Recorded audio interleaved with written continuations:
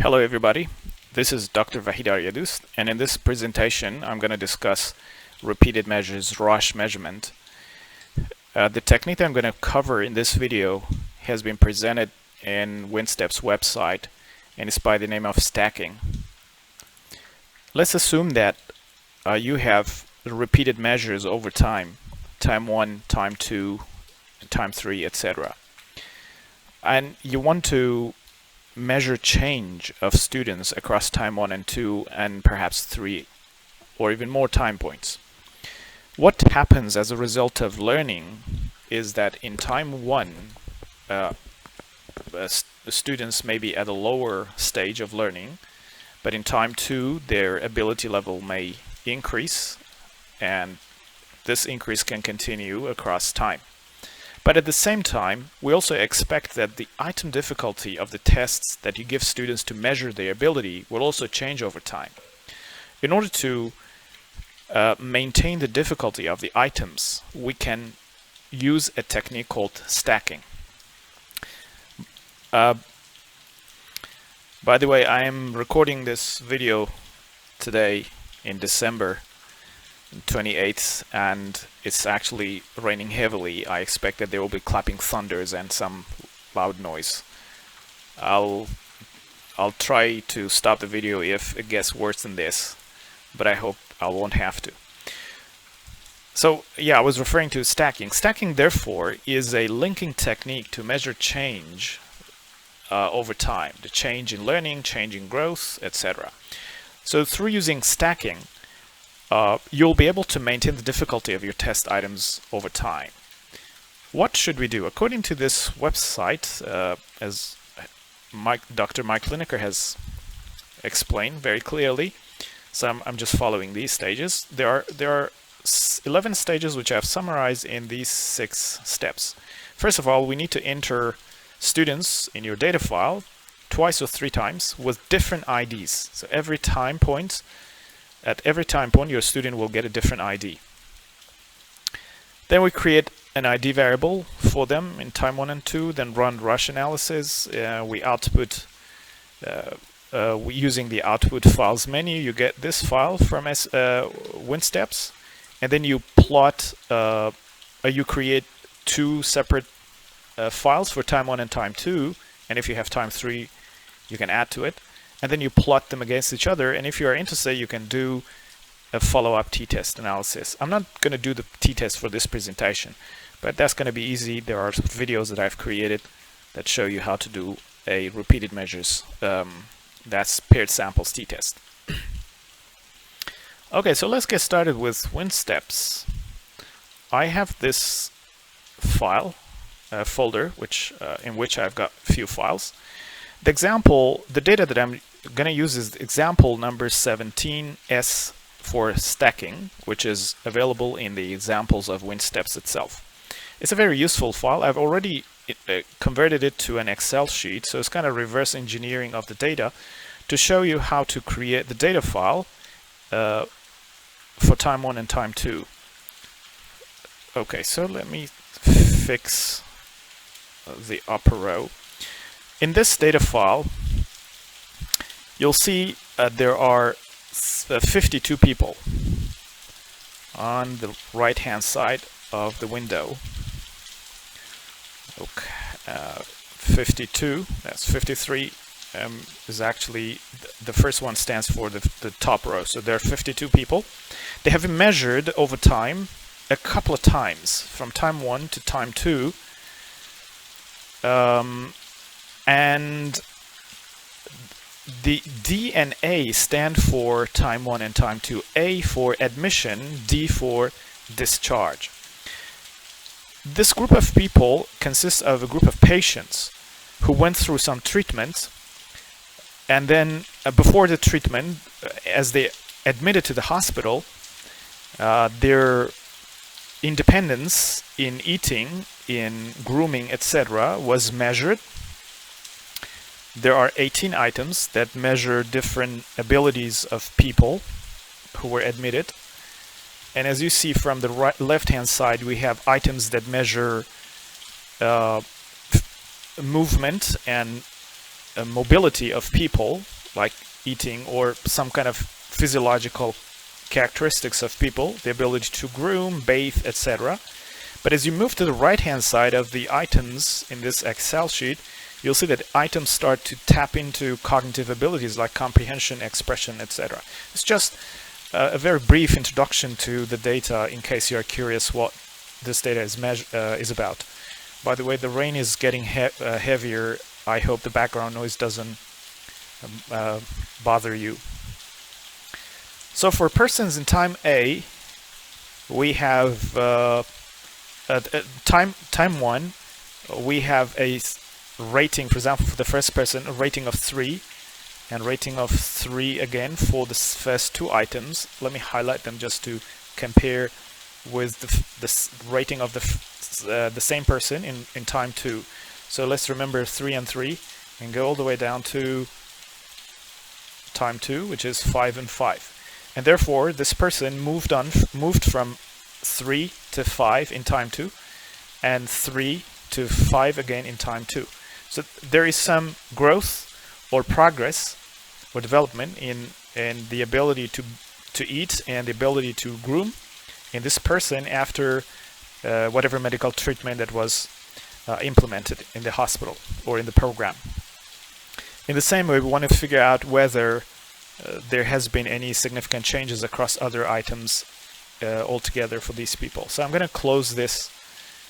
Okay, let's just save it, close it. The first thing that we need to do is to open the WinSteps, as you remember from the previous videos. Then go to Excel and RSSST and call out Excel, because we want to create an input file from the Excel sheet that we have already created. And this is the file that I need to call out here. Open it. And wait a second. Oh yeah, there we go. As you see, the person variable is right on top. I'm going to move it up to this area under person level variables. And the rest of these variables belong to items. I'm going to just highlight, drag and drop under item response variables and construct a WinSteps file. It's going to take some time. Okay, so I'm going to call this a test. I've already done that, so let me just overwrite it. And yes, okay, doesn't make a problem. Okay, so we have the input file for WinSteps available, and we can start the analysis. What I would like to do is to compare the file that I just created, let me close this, with the file that you would find in WinSteps examples that will be downloaded automatically after you install WinSteps. So this is my file on the right hand side, and this is the file in the WinSteps file. You see, the biggest difference is that in the WinSteps file you have variable name in person and variables in item labels, and also the codes. For example, number 1 stands for no independence. Number 2 in the codes stands for 25% of independence, all the way down to number 7, which indicates complete independence. Well, you could add these, but they're not necessary for the analysis. What is important is that well, the lists of the items are exactly the same. As you remember from the previous videos, anything that falls after the semicolon is not read by WinSteps. So these are just further explanation about what items these are and if there are other labels for the item. Okay, so what matters is that these two data blocks are more or less are exactly the same. So there's no cause for concern. The file that I have created is going to function in almost the same way that the actual file that's available in examples of WinSteps would function. So I'm going to close both. Now for the analysis, let's just run the example 17s. That's the default file. I'm going to close this. The easiest way is drag and drop the file into WinSteps, enter once, We don't want to include any extra specification and enter a second time, and you'll get the analysis run. Always look at the separation and reliability statistics, which are pretty high for this analysis. I'm pretty happy with this because there will be a low error of measurement, so we will have more confidence in the estimates, parameter estimates that have been provided by WinSteps. The next step will be to do a usual Rasch measurement check. For example, look at the fit, look at the measures, and so on and so forth. For example, let's look at the fit statistics. The fits are fine because everything under infit mean square value falls between falls between 0.5 and 1.5 on both sides, outfit and infit. There is a little bit of inflation in these Z standards outfit score in this case and in this case, which is not a big cause for concern. I would say the sample is not around 100, it's about 52, so I would expect this little bit of inflation. But the most important indicators here are these, as well as I have explained in previous videos, the unidimensionality analysis. I quickly do this because I have done this previously. Actually, we have a case of multidimensionality, which I have explained in previous videos, so you can watch those videos and see how you can take care of this multidimensionality. Some items that indicate the presence of multidimensionality, probably these guys which are loading high here, and you can look at the loading statistics here, like this and this. Most of these four items on the left hand side can be looked into. Actually, they make sense because most of these guys are, almost everything here is about cognitive skills, so you can separate them. These are physiological or motor skills without any exception. So that makes a lot of sense to me. You can separate them and run the analysis one at a time. Okay, so I'm not going to do that. I'm going to pretend, if you don't mind, that the data is unidimensional, but we already know that the data is not psychometrically and even psychologically unidimensional. So what should we do next? We're going to call from the output files menu, we're going to call out this file, which is called PFILE equals PF. So let's go to output files and then find PFILE equals, and then we're going to put the name on the file on our own. Okay, so this window pops up. In this window, what we need to get is the text editor. So we leave the rest of these options unchanged. But I suggest that you go through select fields, other options. You might see a different way of arrangement and selection in your output. What I usually do is to unclick status, unclick flag extreme with etc., and only keep these few in my analysis, because I usually look at these statistics rather than the rest of them. Let's remember that this is going to be column 1, column 2, this is going to be missing, so column 3, column 4, and column 5. Our standard error is in column 5. Let's keep this in mind. If you count all the way down, so column 5, 6, 7, 8, 9, 10, 11, 12, 13. Name or label is column 13, so we need to keep this in mind. If you add another one, for example this, name or label will be column 14. So 13 and standard error column 5. Why do we need this? Let's click on OK and I'll show you why. And click OK, and this file will pop up. All right, and we can actually cross-validate our counting across these.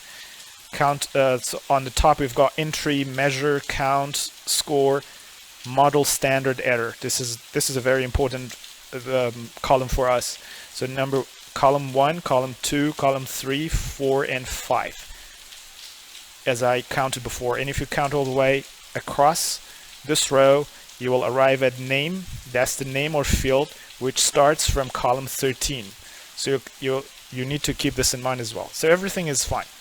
Next, what you need to do is to place time 1 persons in PF1 and place time 2 persons in PF2. It takes a little bit of time, but I'm going to explain how you can do this. I've already done that, by the way, here. PF1, PF2, but I want to show you the procedure. First of all, this is time 1 because A, or admission, as you see, stands for time 1. So I'm going to just highlight it just to show you. Okay. Up to the end here where D starts. So this is time 1. In addition to this, we have time 2. This is what we get here. So first of all, we need to remove time 2 and get only time 1, only A, and go to File and save this. I've already done that. I'm not going to do that again. So, and save it as something like, anything like PF1. It doesn't really matter. You can call it time 1. Alright, so this is exactly what I've gotten. The second part is a bit tricky because, let me see, I think I have to again go back to the same output file and the win steps and call out the same output file. Okay, there it is. But for the second file, I need to remove time 1, so only time 2 will be left there. So let me just remove it quickly for you, and I have time 2. Okay, there are 2 very important steps here that we need to do very diligently, otherwise we will get an error message later. First of all, this D is going to be changed into A throughout. So that, let me open time 1 again for you. Time 1. And this is the file that I'm working on now to create time 2. Okay, so hold on a second. There we are. So you see, there should be a correspondence between time 1 statistics A181 and A181. Then A1282. Then you're going to get A282. So there should be a very close, an absolute correspondence between the names on this column and on this column. In addition to that, there's another column that needs to be taken care of, and that's the first column where labels have been entered. Labels start from 1, 2, 3, all the way down to 52. The labels here start from 53. As I mentioned before, in stacking, you need to enter people in time 2 as new people, so you give them new entry numbers or IDs. But we need to undo that and replace them with the original ID, which we can retrieve from time 1. So 53 is going to be changing to 1, 54 to 2. It's going to take some time, 55 to 3. So this 3 is this person. This person and this person are the same, but the difference is that this is a measurement that was done in time 1. This is a measurement that was done in time 2. And at the same time, what we have done is to maintain the difficulty of items. That's to fix them across the 2 times. This will provide us with a more reliable measurement of people's abilities. So I've already created this for time 2. I'm not gonna save this.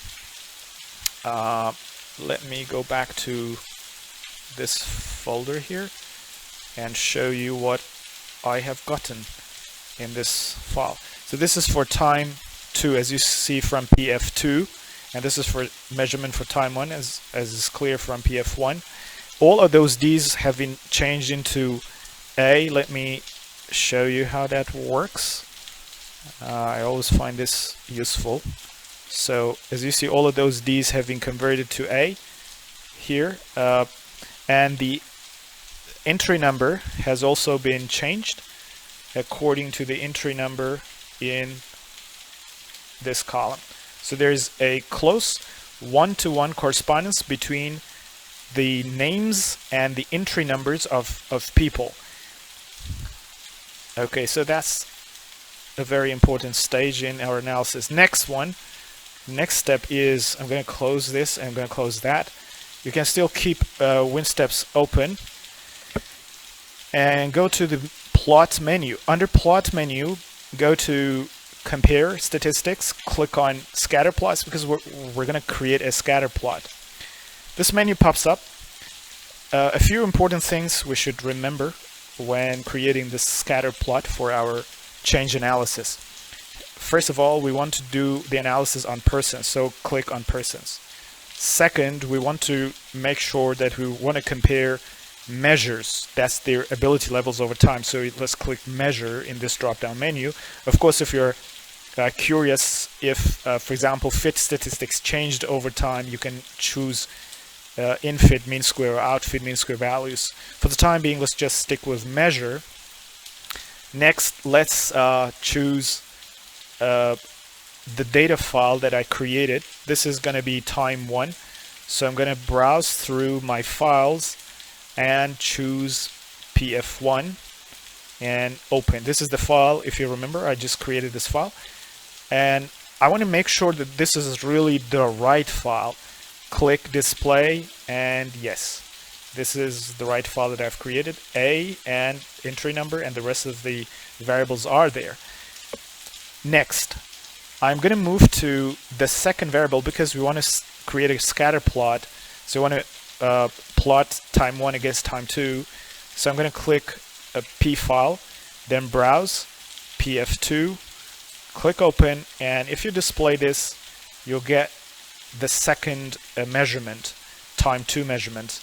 The name is correct and the entry number is correct, but the measurements are different because it's time 2. And that's all about this part of the table. Now this part is a very important part. If you remember, the standard error of measurement was located in column 5. If you want to recall, you should click on display, display, and then count across the item, across the columns, 1, 2, 3, 4, 5. This is column 5 because that's model standard error. So make sure you will find MODLSE and count columns or fields. Field 1, 2, 3, 4, 5. Yes, I'm sure about this now. The other thing I need to know is I don't have a status field number. I didn't include it in this file. Well, but I can actually include label field number, which is the name here. And as I have already mentioned before, it's number 13. If you count this, A will be falling on column 13. Therefore, this is going to be changed to 5, and this is going to be removed, and this is going to be changed to 13. In the same way, I'm going to change this to 5, remove this one, and column 13, because the files are exactly the same in many aspects as I've discussed. Okay, so our analysis is now, the administrative part of the analysis is now completed. By clicking table 34 columns, we're now actually ready to get the analysis. So let's click. Let me see here, everything is in place. Yes, we need the confidence intervals. Yes, and OK. In this pop-up window, I suggest that you choose entry number because it makes things easier to read. So this is one output. The second output, which is more interesting to me, is the Excel output, which is going to take some time, but it will appear. And here you go. Good. So let's go through this first. As you see, this is a regression line in between the confidence intervals, which are on the top and the lower part of the scale. On the horizontal axis, we've got measure for time 1, and on the vertical axis, we've got measures for time 2, as you see. And these units are logits. We have a wider logit, more positive logit scatter for measure 2. If you look at the right-hand side of the table of the chart, you will see the scale. But for time 1, as you see, most of the people have got negative logits because this is, I hope you can see that, minus, let me see if I can, oh yeah, okay. I can zoom in a little bit here. So this is minus 0.5, minus 1, minus 1.5, etc. For example, for this person who seems to be an outlier, this is person 32, you can just put your cursor on it and you'll see that for time 1 we have got a minus 3.05. That's for time 1. But for time 2 we have had a significant change because it moved from minus 3 to 2.5 plus. So this person has changed significantly. This is one of the cool things about this sort of scatter plot, because it allows you to decide whether the change that you see in every single individual is statistically significant.